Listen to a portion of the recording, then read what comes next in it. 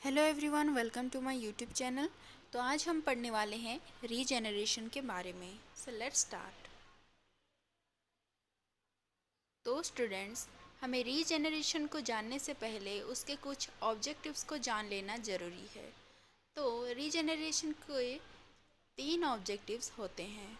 First one is concept of the regeneration, second mode of regeneration, third is mechanism of salamander limb regeneration। Clear? तो पहला हम पढ़ेंगे concept of the regeneration. First one is the concept of regeneration. So dear students, you might have seen a household lizard without a tail. After some days, the tail develops again from the remaining part. This process of development of missing part or structure is due to the regeneration process. Okay, and our body also lose some of the cell and which is replaced by new ones. So, regeneration can be defined as the ability of living organism to replace damaged or lost part of the body or to recontinue the old organisms from small fragments of the body. तो students, regeneration में क्या होता है? कोई भी organisms का अगर कोई भी बॉडी पार्ट किसी एक्सीडेंटल डैमेज की वजह से कट गया हो तो वो उस बॉडी पार्ट को फिर से रीजेनरेट कर सकता है।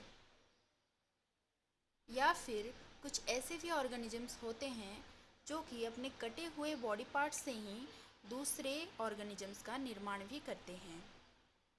ये जो रीजेनरेशन होता है ये कुछ स्पेशलाइज्ड सेल की वजह से होता है जिसे कि स्टेम सेल्स कहा जाता है। The regenerative capacity is present in different animal kingdom but with varying degree। जो रीजेनरेशन की कैपेसिटी होती है वो एनिमल्स पर एनिमल्स डिफरेंट होती है। जैसे कि in lower animals kingdom as sponge, coelenterata, flatworm, the regenerative capacity is very high.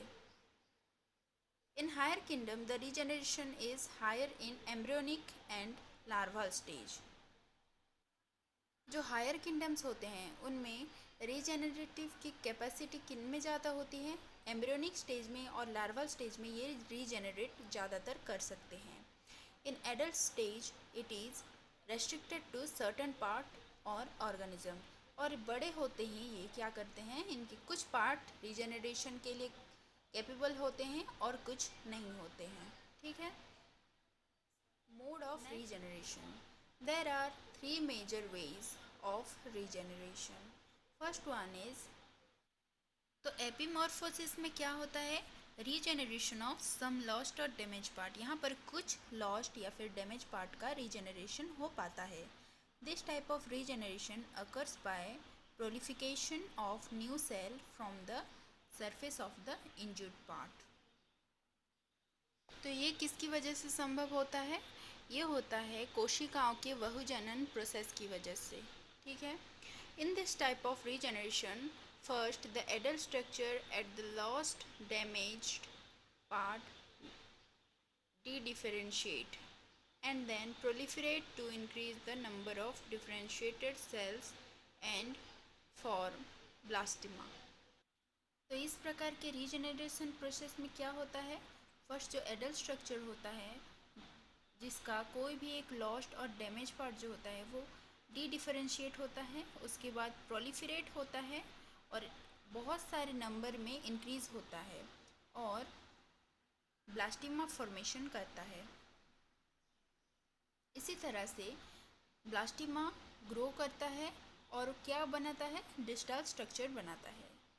Sales in the blastema differentiate to form rudiment और लॉस्ट पार्ट। उसके बाद जो ब्लास्टिमा होता है वो क्या करता है? रीडिफरेंशिएट होकर रिड्यूमेंट स्ट्रक्चर बनाता है और लॉस्ट पार्ट का।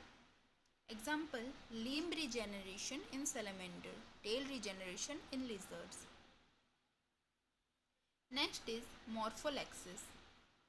In this process, regeneration occurs mainly by the repatterning of the existing tissues, very less in growth. यहाँ पर क्या होता है, जो एक्सटेंट हो गए हैं जो टिश्यू, उनको रीपैटर्निंग स्टार्ट होता है और ये बहुत ही स्लो ग्रोथ होता है। And in this type of regeneration is part of the body remodel into new organisms. यहाँ पर हर बॉडी का हर एक पार्ट रीमॉडल होता है एक न्यू ऑर्गेनिजम्स में। एग्जाम्पल के तौर पर हम लिखेंगे, if hydra cut into smaller piece, each segment with specialized interstitial cells grow into complete organisms।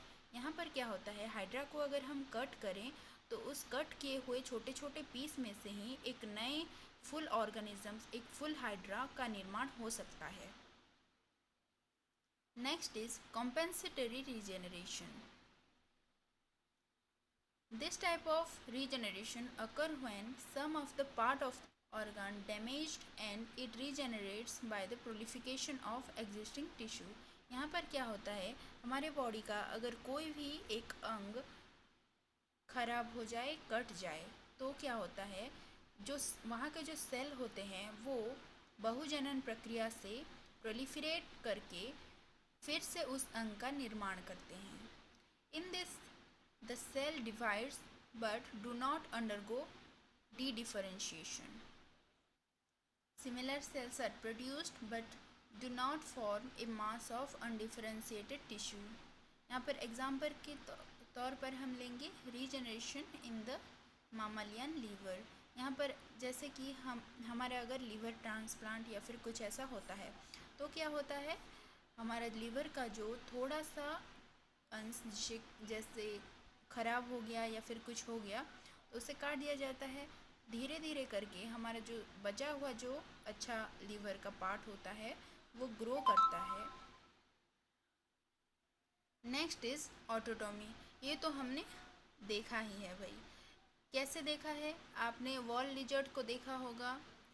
वो क्या करता है, जब भी उसे डर लगता है या फिर उसे ऐसा महसूस होता है कि उसके पास कोई प्रीडेटर है जो कि उसे खा जाएगा, तो वो क्या करता है, अपने टेल को अपने बॉडी से डिटैच कर लेता है। इसी प्रोसेस को कहा जाता है ऑटोटॉमी, जहाँ पर कि एक ऑर्गेनिज्म अपने एक अंग को खुद ही डिटैच कर दे रहा है ताकि वो सर्वाइव कर सके। This process is also called self mutilation. Okay, example के तौर पर हम लेंगे लिजर्ड का detach tail. Okay, mechanism of salamander limbs regeneration. Okay, यहाँ पर क्या कहा गया है, सेलेमेंडर का regeneration mechanism. Salamander regeneration in the following stages: wound healing.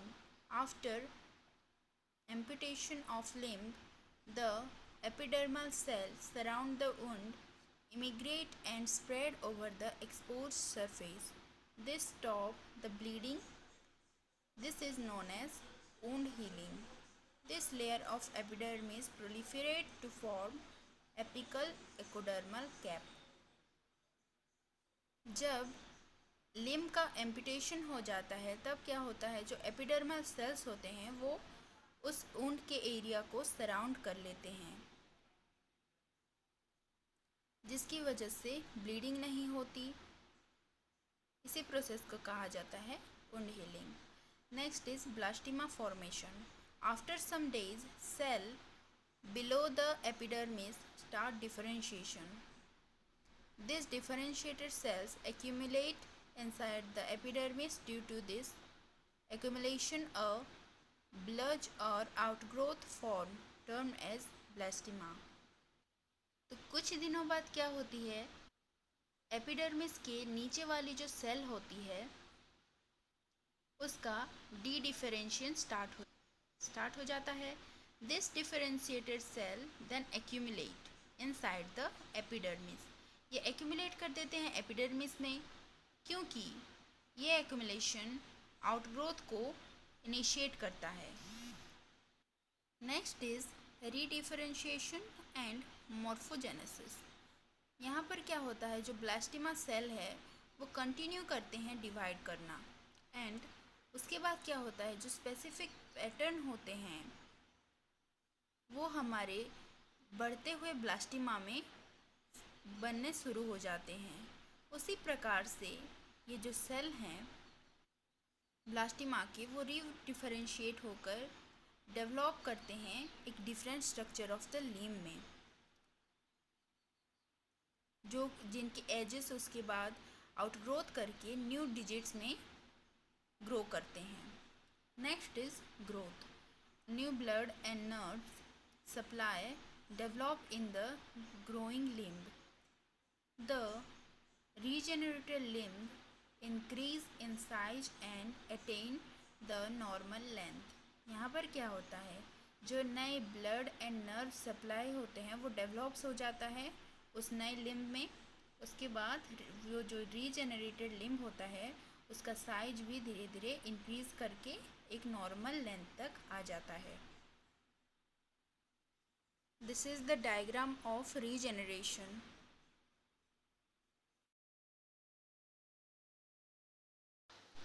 जैसे कि आप यहाँ पर देख सकते हैं, यहाँ पर पहले एम्पुटेशन हुआ है, उसके बाद हीलिंग हुआ है, देन डी डिफरेंशिएशन होते हुए ये कोन स्टेज में आ गया है। उसके बाद क्या होता है, यहाँ पर उसके पैटर्न में कुछ चेंजेस होते हैं जिसे कि हम पैलेटेड स्टेज कहते हैं। देन क्या होता है, नोज स्टेज, जहाँ पर क्या होता है, ये जो लिम्ब है इसके फिंगर लाइक प्रोजेक्शंस निकलने स्टार्ट हो जाते हैं।